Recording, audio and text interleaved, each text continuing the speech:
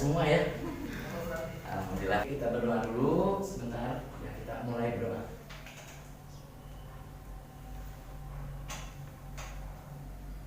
Selesai.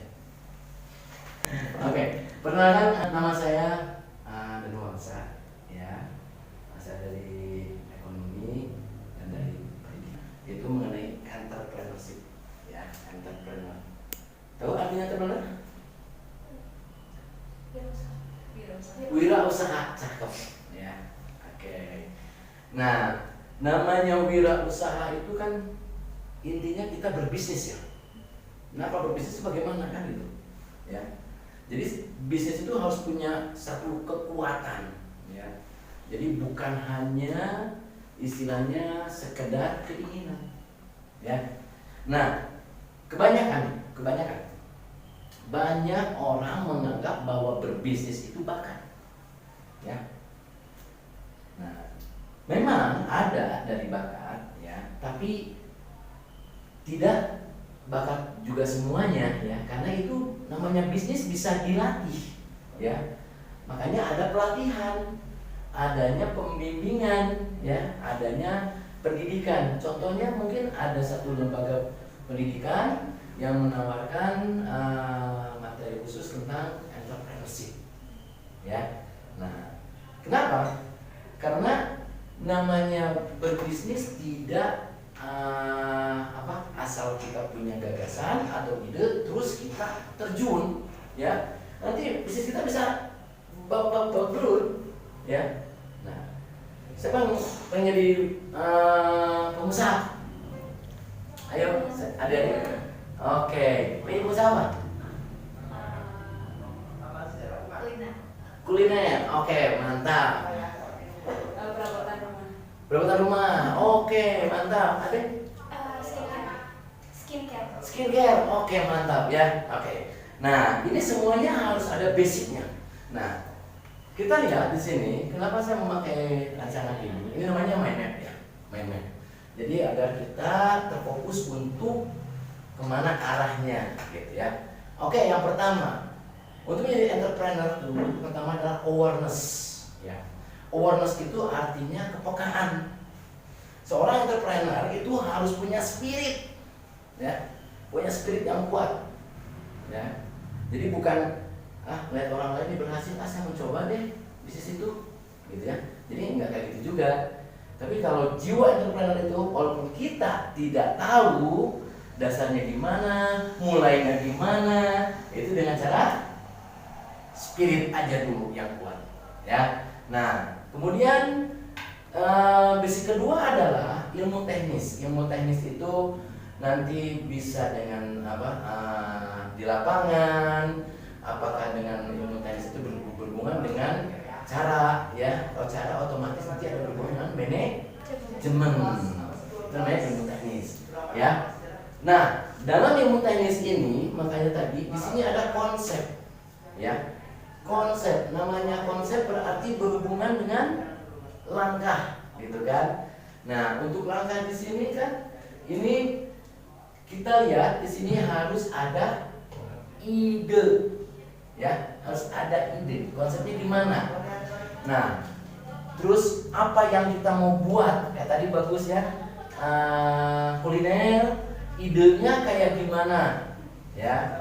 Nah, terus langkahnya gimana, pemetaannya gimana, kemudian nanti ada manajerialnya seperti apa ya. Terus masuk lagi dari ide ini kita harus kreatif ya. Kuncinya entrepreneur adalah kreatif ya, gitu. Udah kreatif, misalnya mau bikin makanan apa, terbuat dari apa? Gimana? Dessert. Oke, dessertnya yang dari mana? Apakah dari Asia, gitu? Apakah dari Asia Timur? Dari mana? Dessertnya ya.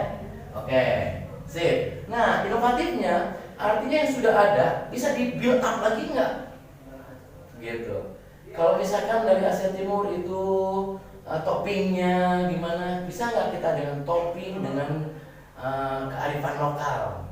Misalkan dikasih paria Ada seperti ada ya, just kidding ya, just kidding, oke.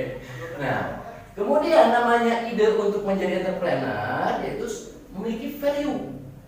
Value itu punya nilai, nilai gimana?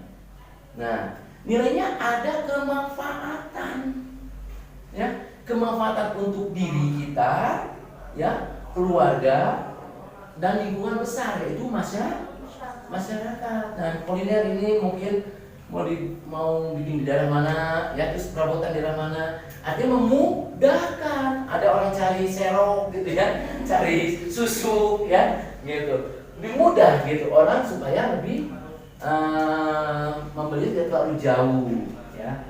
Nah, di sini value. Jadi value itu harus ada nilai kita. Jadi bukan hanya sekedar kita profit aja ya, tapi ada nilai value. Kemudian di konsep juga, nah konsep kita cari peluang, ya. Ini peluangnya misalkan alat apa yang paling dibutuhkan, ya. Nah saingannya gimana?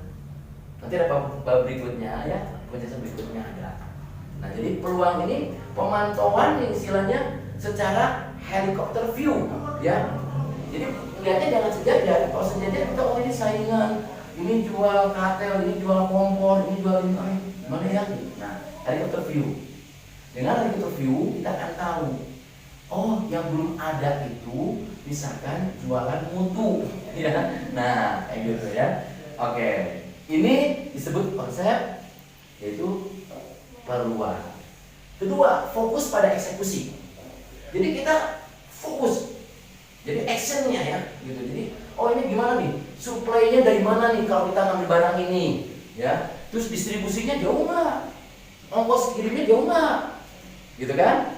Nah, mahal nggak ongkirnya? Gitu. Nah, di sinilah namanya fokus pada eksekusi. Jadi kita dicobain deh, gitu ya. Dicobain artinya kita ngambil barang dari mana terus dihitung, ya. Fokus. Gimana ya mangkasnya supaya ini istilahnya lebih murah gitu ya. Ini di bab konsep ya. Kemudian di sini masalah baru sini aksi, yang teknisnya adalah aksi ya. Aksi kita gimana? Buatlah sesuatu yang simpel ya, jangan bikin rumit ya gitu.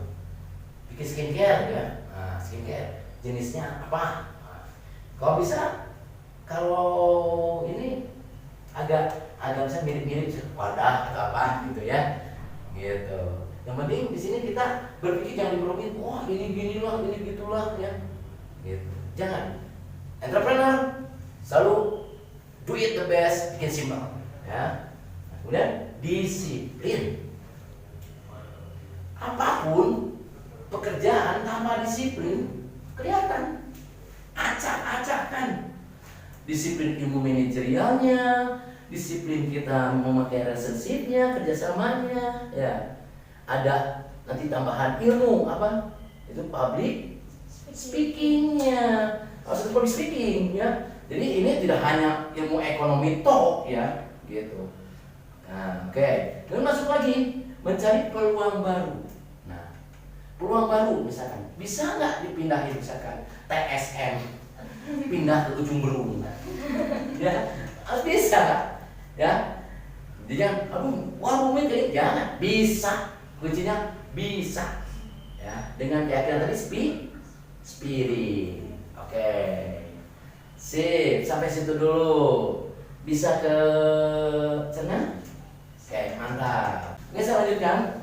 Nah sekarang ini studi kelayakan bisnis. Jadi kita yaitu bagaimana bisnisnya layak.